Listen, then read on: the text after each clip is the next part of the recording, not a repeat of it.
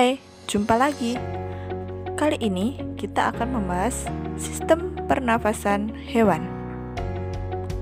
Sistem pernafasan itu sendiri adalah proses pemasukan oksigen ke dalam tubuh sehingga akan menghasilkan energi, karbon dioksida, dan uap air. Kali ini kita akan membahas pernafasan pada beberapa hewan. Yang pertama, burung atau aves. Yang kedua, mamalia. Yang ketiga, cacing. Yang keempat, reptil. Yang kelima, amfibi. Keenam, ikan atau Pisces. Dan yang terakhir adalah serangga atau insekta. Oke, yang pertama kita akan membahas sistem pernafasan pada burung atau aves. Burung setelah masuk melalui rongga hidung, maka udara akan masuk ke dalam trakea. Apa itu trakea? Trakea adalah saluran utama pernafasan burung yang berupa pipa yang tersusun dari tulang rawan berbentuk cincin yang diselimuti oleh otot-otot polos. Udara yang mengandung oksigen masuk melalui lubang hidung pada pangkal paruh sebelah atas. Selanjutnya udara masuk ke pembuluh darah yang disebut trakea. Selain trakea juga ada siring. Apa itu siring? Siring adalah organ yang menghasilkan suara pada burung yang terletak di dasar trakea burung. Pada beberapa burung penyanyi, siring dapat menghasilkan lebih dari satu suara pada suatu waktu. Ada juga paru-paru. Ini organ vital. Apa itu paru-paru? Paru-paru burung jumlahnya sepasang dan letaknya di dalam rongga dada yang dilindungi oleh tulang rusuk. Paru-paru burung juga diselimuti oleh selimut bernama pleura dan berhubungan dengan kantong-kantong udara. Kantong udara ada dua, ada kantong udara anterior dan kantong udara posterior. Apa itu kantong udara? Kantong udara fungsinya untuk membantu pernafasan burung saat terbang, karena kantong udara menyimpan oksigen cadangan. Kantong udara anterior diisi dengan udara kotor dari paru-paru, sedangkan kantong udara posterior diisi dengan udara segar dari luar. Yang kedua, kita akan membahas tentang mamalia. Di sini kita ambil contoh pernafasan pada anjing.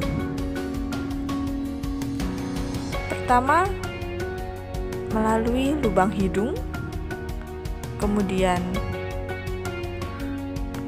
faring,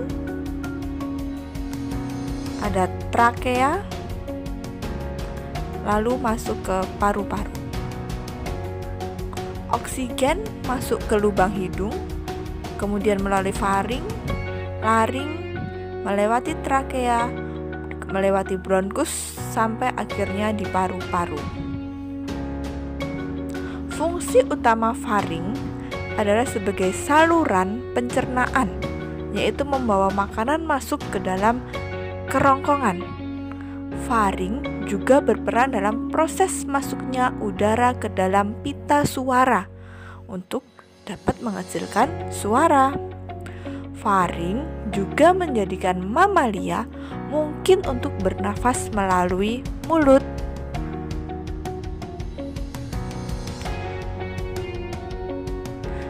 Kemudian juga ada laring.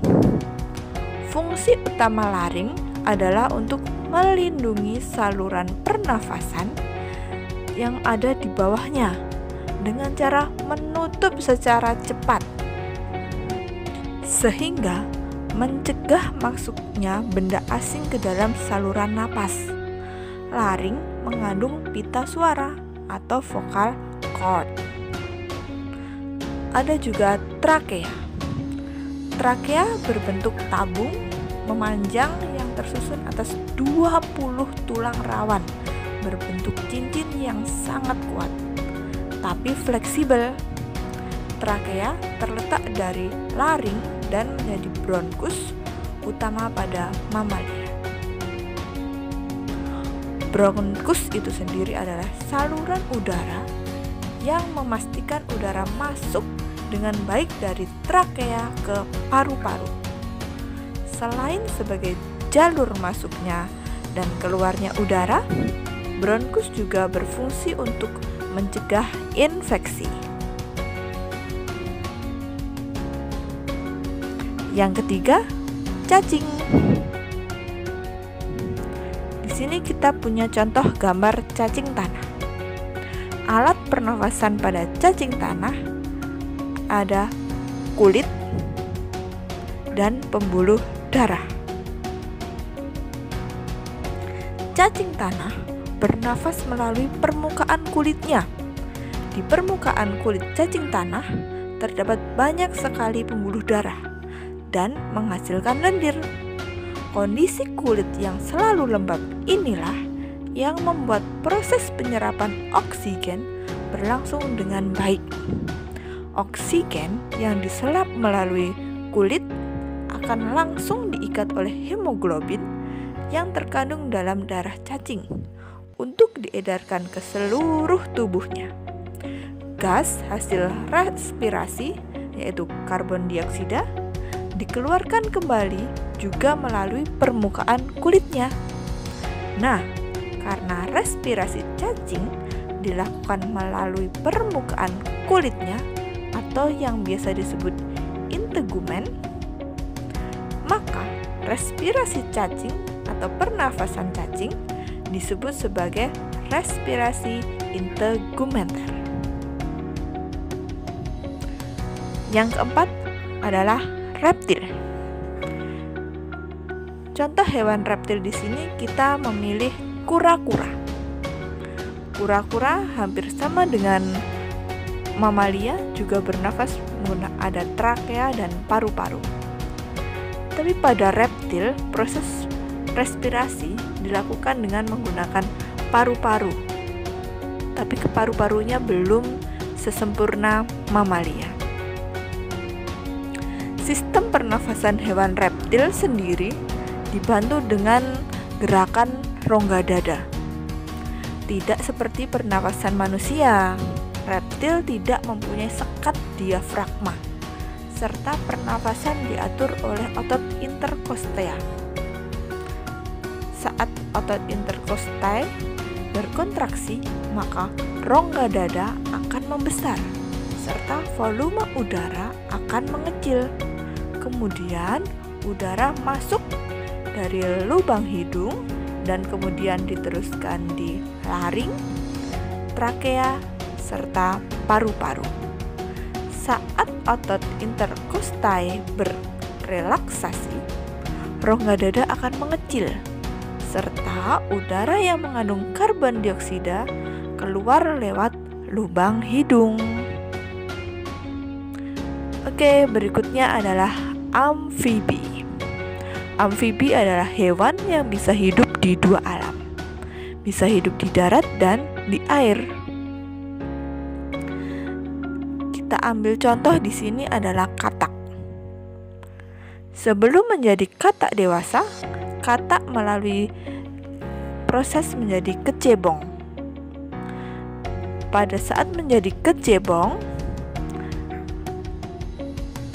dia bernafas menggunakan insang.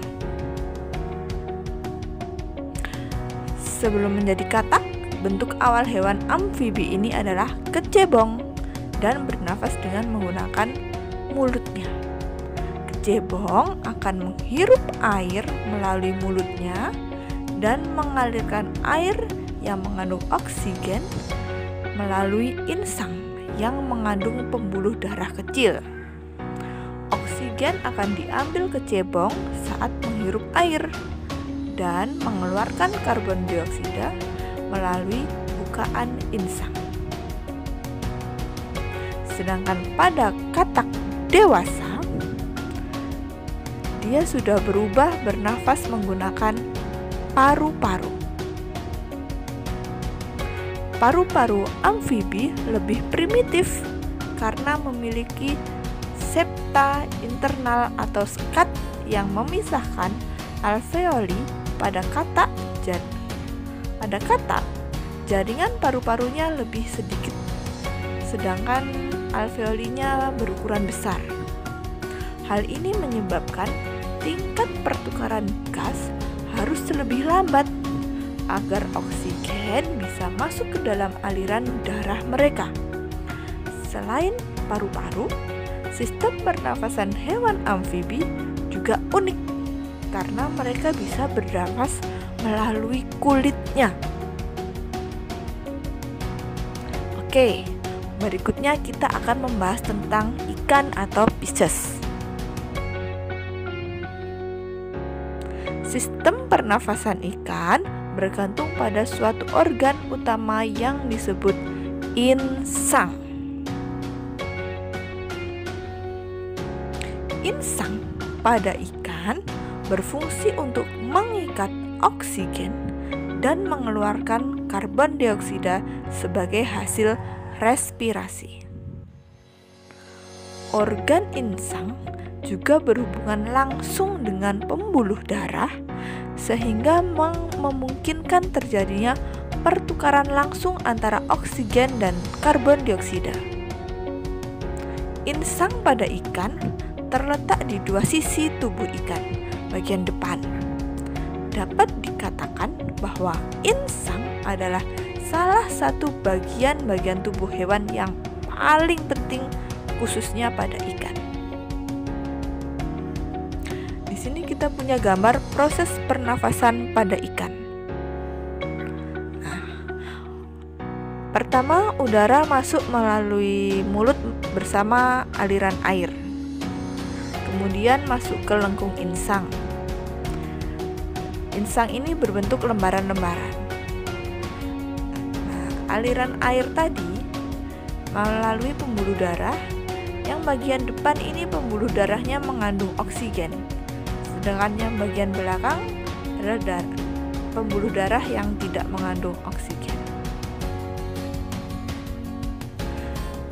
Ya, yang terakhir kita akan membahas tentang serangga atau insekta. Di sini kita punya contoh hewan lebah. Lebah yang alat pernafasan yang pertama adalah spirakel. Terdapat sepasang spirakel pada bagian dada dan segmen-segmen pada abdomen atau rongga perut serangga. Namun, tidak semua segmen pada serangga terdapat spirakel. Spirakel dapat terbuka dan tertutup karena diatur oleh katup otot. Fungsinya yaitu sebagai lubang aliran masuk dan keluarnya oksigen dan karbon dioksida. Yang kedua ada trakea. Fungsi trakea pada serangga adalah sebagai saluran tempat mengalirnya gas yang kaya akan oksigen dari luar ke seluruh tubuh. Selain itu, trakea juga bertugas sebagai saluran untuk mengalirkan karbon dioksida ke luar tubuh. Baiklah, itu tadi pembahasan kita tentang sistem pernafasan pada hewan. Semoga bermanfaat. Terima kasih.